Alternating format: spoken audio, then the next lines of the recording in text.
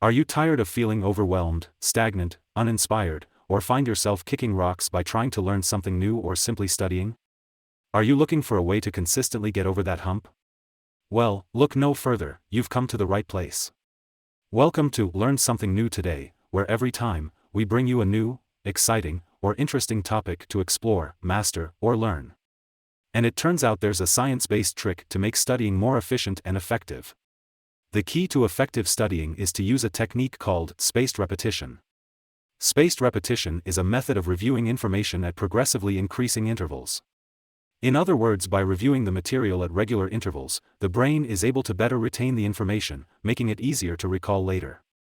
So, next time you're studying for a test or trying to learn a new topic, try using spaced repetition, and you'll be able to retain the information better and do better overall. And that's just one of the many interesting and useful facts you'll learn here with us at Learn Something New.